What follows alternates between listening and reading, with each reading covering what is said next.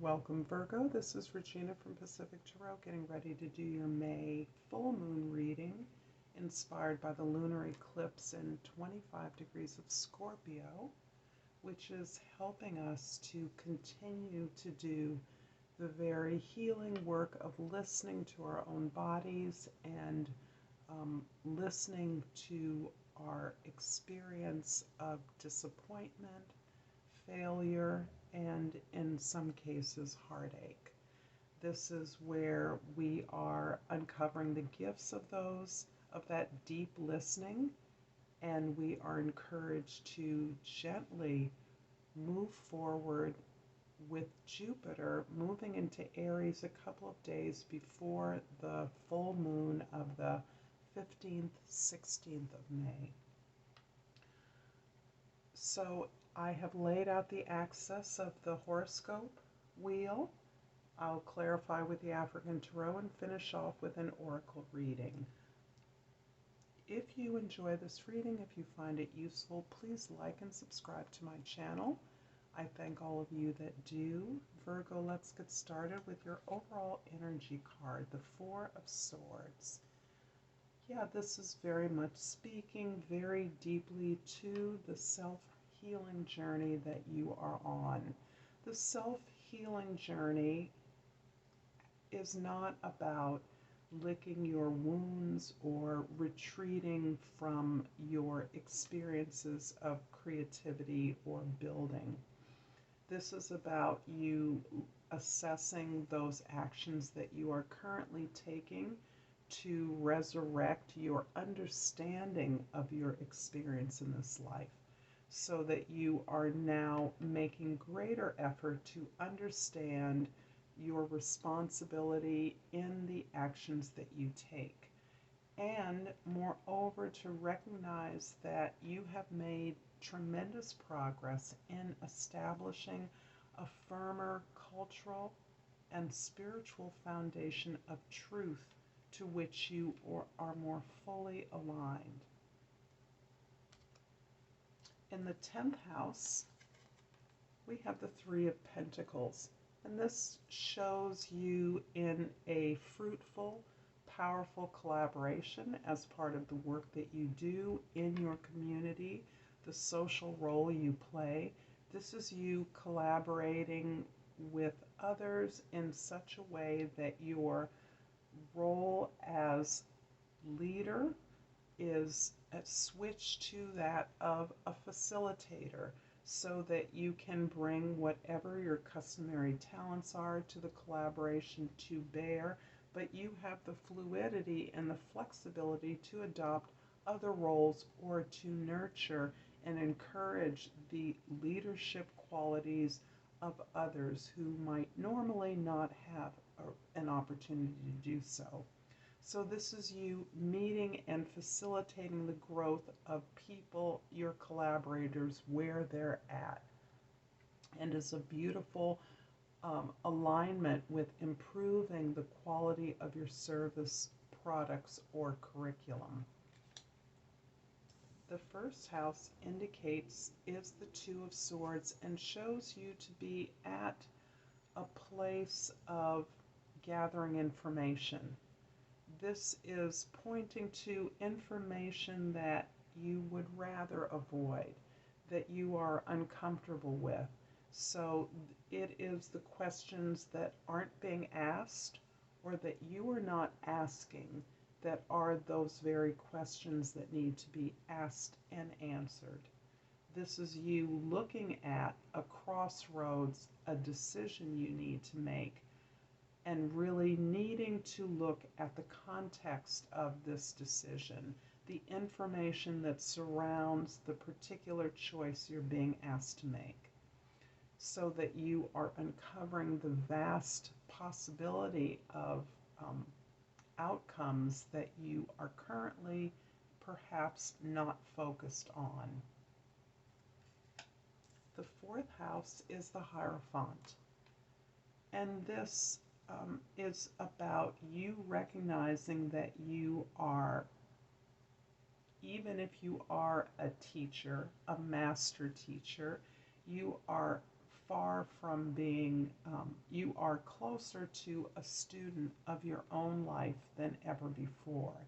This is you understanding that your family of origin, your formative experiences, your subconscious memory or personal history has a lot to teach you, and you are now open to exploring that and interrogating it and committing to that growth so that what you learn you are primed and in position to teach to others.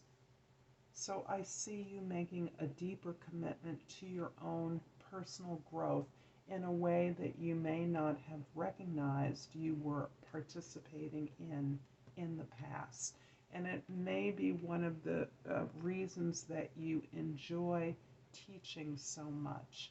And this is very specific to those of you that are trainers or educators in whatever capacity you hold. Most capacities, most jobs require education at some level. And this is an aspect of your experience that you are really deeply internalizing as part of the teacher-student interaction.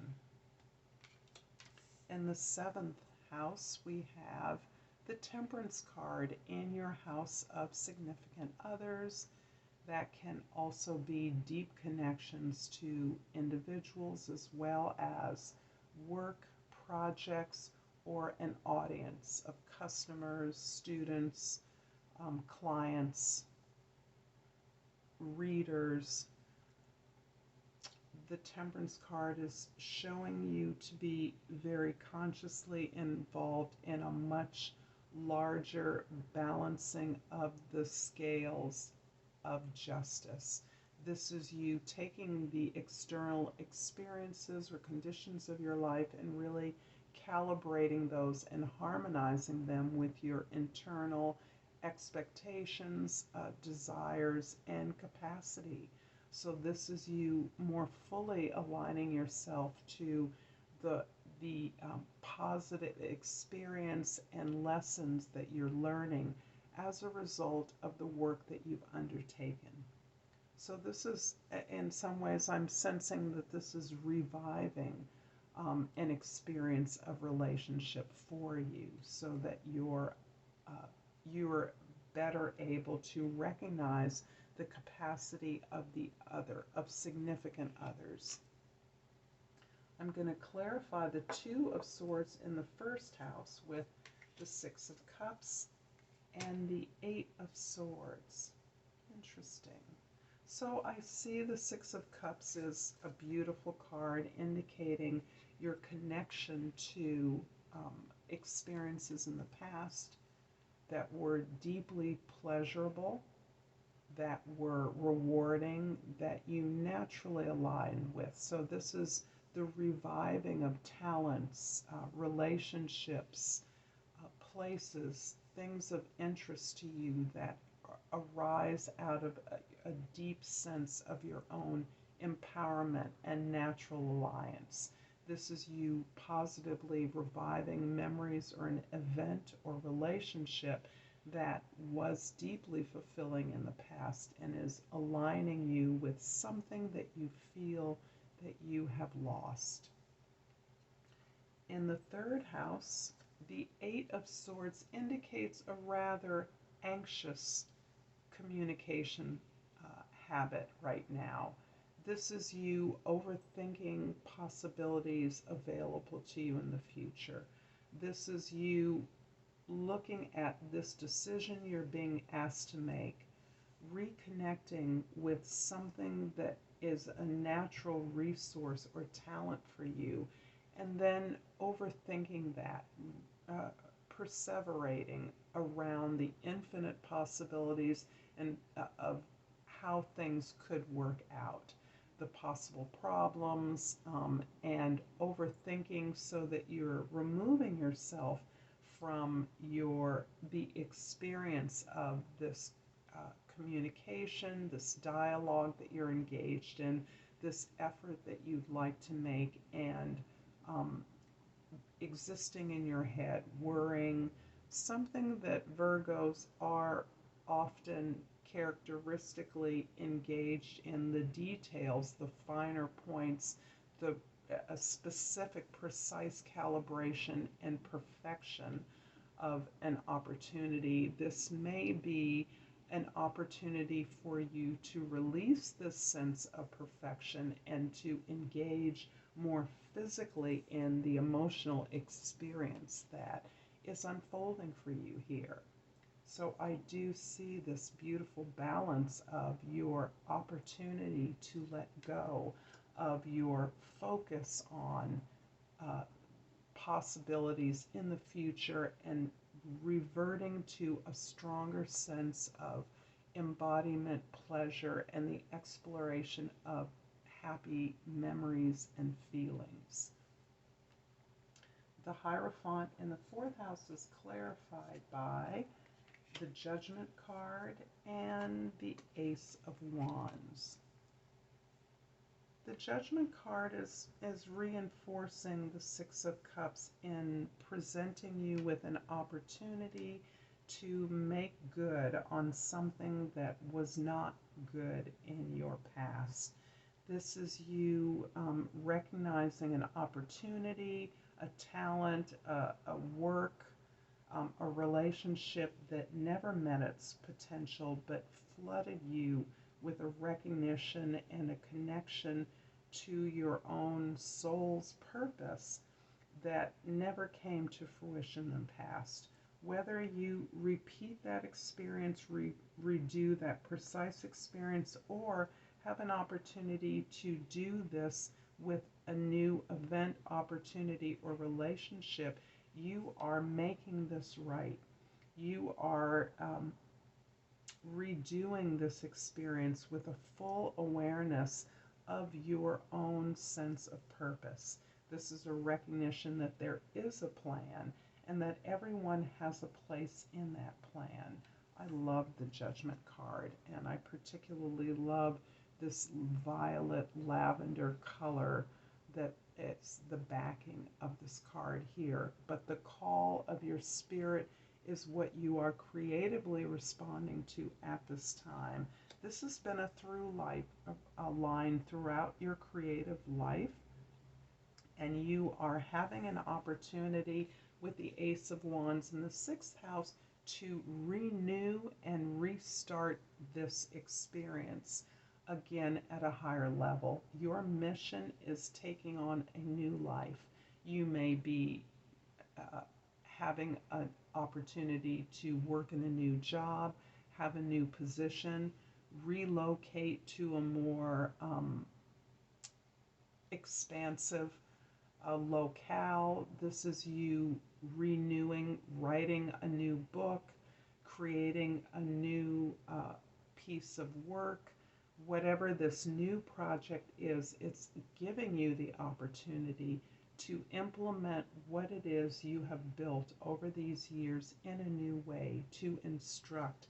This feels very much like the steps, outlining and strategizing the steps of a program, a training, a creation, the building of something. The Temperance card in the seventh house is clarified by the Queen of Cups in the eighth house, and the Strength card in the ninth house. You have gained your sense of tremendous empathy from your reconnection to relationships, events, or experiences in the past. You have profoundly revisited your feelings, your emotional experience of that time, so that you are now able to recognize the needs and the support of others. You are able better to be compassionate and participate in a community of support in which you are sought after as a counselor. And it's very interesting that the things that you've experienced as perhaps or recognized currently as weaknesses at this time are actually the very things that are reflecting your outer demonstration of strength and resilience. You are a stalwart in some area of activity, and this is feeling very much like career oriented. The expansion of your career, the publication of your work more broadly, travel, more travel, but your ability to serve as requested, to be there to support those that are coming up, to be a model to them, has gained you a lot of emotional maturity, temperance, the ability to assuage others, to support others. But it also indicates that in this area of your career, in this growth of your career, you can be strong, you can be fierce when needed. Although you are exploring and exhibiting a more gentle and sensitive aspect of your personality in which you are best able to minister and support those who seek your advisement, you are also able to demonstrate your capacity to be ferocious, to be bold, to be brave, and to bare your teeth when you feel encroached upon, when you feel that you are not receiving the recognition and acknowledgement that you deserve. The Three of Pentacles in the 10th house is clarified by the Hierophant. Again, a repeat, and the Devil card in the 12th house. The Hierophant here is really focusing on your 4th house, and this is showing me what you've learned about yourself is informing your goals, your mission, and your social activism, your humanitarian contribution, your efforts to improve the lot of humankind in whatever area you work or expand. And there's a strong through line here of you being on a mission to expand the knowledge base. There's some area in which you have gained a tremendous amount of knowledge that you have now learned to commit to your own edification as you teach others. The 12th house is indicating your growth at this time. Not only are you more able and more capable of taking responsibility for your experiences, positively and negatively, more open to learning and exploring opportunities, being curious about possibilities that you formerly did not see or know existed. This is you understanding that the choices you made in the past were your own choices, and those choices revolve primarily around fulfilling the needs of others, meeting others' expectations over and without an acknowledgement of your own needs, certainly without a fulfillment of your own needs. You're understanding that that was okay, that it was okay for you to support others and not receive support in the past was something you chose, be it from ignorance or a lack of confidence in what you had to offer. That is a lesson you have now learned, and you are no longer bound to the needs and expectations of others that don't support your purpose, your goals, or your desires. I'm going to finish off this reading with a botanical inspiration. That seems to be my choice for the day. And ask Virgo, if you've enjoyed this reading, to please like and subscribe to my channel. And I pulled the yellow rose. The key words are enthusiasm and friendship. Leo Buscaglia says, "A single rose can be my garden. A single friend, my world. I'm going to leave this here, Virgo. I hope very much that you've enjoyed this reading. Thank you for your time and attention. Until next time, Namaste.